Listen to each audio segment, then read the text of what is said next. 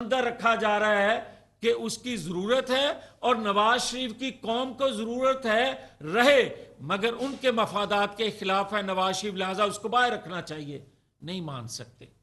नहीं मानेंगे। हमने 3 दफा मान लिया कौमी मफाद में, आज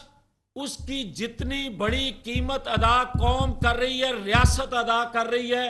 अब कौम रियासत मुतहम्मल नहीं है और कुर्बानी की। और ये बात जो लोग हमें कहते हैं कि जनाब आइन कानून का इतलाक होना चाहिए, भाई आइन कानून का इतलाक मार्च अप्रैल 2023 में ही क्यों याद आ रहा है? ये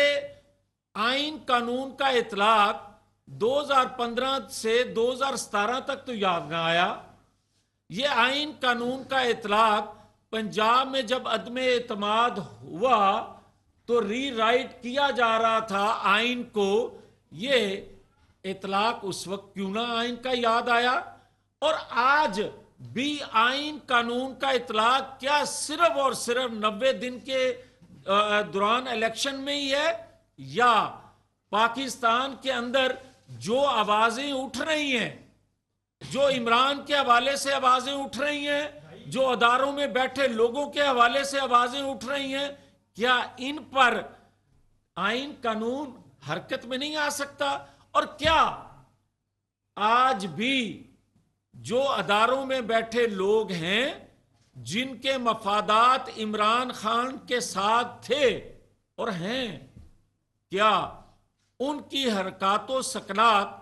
आइन के मावरा जो हैं उस पर कोई सो मोटिव नहीं है? क्यों नहीं है? और फिर आज जो वो बात करता है कि जनाब मैं रिक्वेस्ट करता हूं, मैं इल्तिजा करता हूं कि अदलिया में तमाम लोग जो हैं वो इकट्ठे हो जाएं। ये किसकी ख्वाहिश नहीं है? या क्या पाकिस्तानी कौम की ये ख्वाहिश नहीं है कि तमाम अदारों में बैठे लोग एक पेज पे हो आइन कानून के मुताबिक? मगर ये नहीं है कि तेरे लिए सब इकट्ठे हों और आइन कानून पर अमल करने वाले जो हैं वो अकलियत में कर दिए जाएं। बात सीधी सी है कि अगर 2015 में जो साजिश हुई थी, अगर उस वक्त हम खड़े हो जाते, जो हमारे पार्ट पे हमारे एंड से गलतियां हैं मुस्लिम लीग की तरफ से, उनका हम पहले इतराफ करते हैं। हम समझते हैं कि अगर आज पेट्रोल बम, आज गलेल बरदार, आज लठ बरदार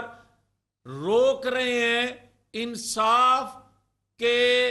कटहरे में आने से इमरान को, बुजदार को, परवेज लाई को या बाकी सारी इनकी रजीम को, हम वो तो ना करते, मगर हमें हकीकत खुल के बतानी चाहिए थी कौम को। कौमी मफाद इसी में था, कौमी मफाद इसमें नहीं था कि हमने वो चीजें हकायक छुपाए जो कौम को बताने चाहिए थे कि अदारों में बैठे लोग पाकिस्तान के खिलाफ क्या साजिश कर रहे हैं और कब से कर रहे हैं। मैं समझता हूं कि अगर 2017 में जो नवाज शरीफ के खिलाफ साजिश हुई थी जिसके नतीजे में ताहियात नाहिल किया गया था, उस वक्त खड़े हो जाते, 13 जुलाई को एयरपोर्ट पहुंच जाते। रीराइट किया जा रहा था जब आइन को, उस वक्त मुस्लिम लीग खड़ी हो जाती। और अगर आज की जो नौबत आई है ये नहीं आनी थी, और अगर आज भी हम पार्लियामेंट की बालादस्ती के लिए खड़े ना हुए, जो कि खड़े हैं मगर और मजबूती से खड़ा होना पड़ेगा, और अगर हमने कोई कंप्रोमाइज किया, और मैं समझता हूं कोई मजाकरात नहीं है, और कभी दहशत गर्दों के विंग से मुज़ाकरात नहीं होते, कभी पेट्रोल बम फेंकने वालों से मुज़ाकरात नहीं होते, कभी आलमी कुव्वतों के आलाकार बनने वालों से मुज़ाकरात नहीं होते, कभी अदारों पर चढ़ाई करके उनको कमजोर करने वालों से मुज़ाकरात नहीं होते, कभी मीर जाफर सादक कहने वालों से मुज़ाकरात नहीं होते, कभी अदारों में बैठे लोगों को साथ मिलाकर पाकिस्तान के खिलाफ साजिश करने वालों से मुज़ाकरात नहीं होते। आज जब गंदम खुदा के फजलो करम से वाफर मिकदार में जो उसकी पैदावार हुई है, आज जो पाकिस्तान की मईशत संभलने लगी है, आज जो IMF के बगैर जो हम चलना शुरू हुए हैं या हो रहे हैं, हम जो आलमी सतह पर पाकिस्तान के केस को बेहतर तरीके से प्लीड कर रहे हैं, तो क्या उस वक्त फिर उस इंतशार पसंद, इस कौम को इंतशार में मुब्तला करने वाले शख्स से किस बुनियाद पे मुज़ाकरात हो रहे हैं? किसी की ख्वाहिश पे, किसी के दबाव में अगर इस इंतशार पसंद, इस दहशतगर्द टोले से मुज़ाकरात होंगे तो फिर आप पाकिस्तान के दिफा पर कंप्रोमाइज करोगे, पाकिस्तान की तरक्की पर कंप्रोमाइज करोगे। फिर आप जो 2015 से नवाज शरीफ के खिलाफ, कौमी मोहसिन के खिलाफ साजिश हो रही थी, आप उस मुजरम के साथ कंप्रोमाइज करोगे। और आप अगर इन मुजरमों को बेनकाब करके कटहरे में नहीं ला सकते, वो आपके अंदर जो कैपेसिटी हुकूमत वक्त में है वो पूरी कौम जानती है, पूरी कौम जानती है। मगर कौम यह मुतालबा करती है कि अदारे, जिन जिन अदारों से ये साजिश होती थी, जो जो लोग करते थे,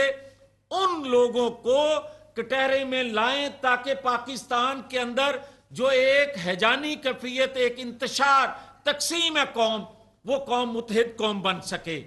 तो मैं ये आखिर में ही गुजारिश करता हूं, कोई मत हमें ये भाषण दे कि हम इलेक्शन से भाग रहे हैं। और भाई, हमें तो 3 दफा इलेक्शन से बाहर रखा, हम उस वक्त ना भागे जब हमारी क्यादत को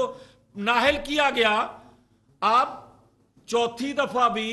2023 में अगर हमारी क्यादत को बाहर रखकर आप कहोगे ये लेवल प्लेइंग फील्ड है, ये लेवल प्लेइंग फील्ड नहीं है, ये उसी मनसूबाबंदी का दूसरा पार्ट है कि आप नवाज शरीफ को इंतखाबी अमल से बाहर रखकर आप 2023 के इलेक्शन करवाओगे तो कौन मानेगा? हां, हम पेट्रोल बम तो नहीं फेंकेंगे, मगर हम किसी पेट्रोल बम फेंकने वाले को भी मनमानी नहीं करने देंगे और उसके सहूलतकारों को मजीद पाकिस्तान के साथ खलवाड़ नहीं करने देंगे। और अगर हमें कोई ये पूछता है तो मैं उससे सवाल करता हूं कि क्या नवाज शरीफ के वो जुर्म इतने तवील हो गए जिसने पाकिस्तान के अंदर, लोग तो उसको मोहसिन पाकिस्तान कहते हैं, लोग तो आज भी कहते हैं कि 2017 का पाकिस्तान तरक्की कर रहा था, लोग आज भी कहते हैं कि 2017 में जो साजिश की गई थी वो नवाज शरीफ के खिलाफ नहीं थी, वो पाकिस्तान के खिलाफ थी। उन मुजरमों को कटहरे में लाया जाए। भाई, आप देखें कि किस हद तक ढिठाई आ गई, किस हद तक बेबाकी आ गई कि आप 1-1 करोड़ 20-20 लाख, 1 करोड़ 20 लाख, कोई कहता है 10 करोड़, कोई कहता है 5 करोड़, ये करोड़ों की जो डीलें हो रही हैं, ये जो अरबों रुपया इकट्ठा हो रहा है, कोई आज खुद नोटिस लेगा मोहसिन गिलानी पे? उस वक्त तो कहते थे ये करोड़ों की डील हुई है, इस पे 100 मोटे लेना चाहिए। तो क्या आज अपने अदारे का जो शख्स है, जो करोड़ों रुपए की डील वो कर रहा है, उसका बेटा कर रहा है, उस पे आज खुद नोटिस नहीं हो सकता? क्या मेरे लिए कानून है और है, इस सारी कौम के लिए कानून और है, अदारे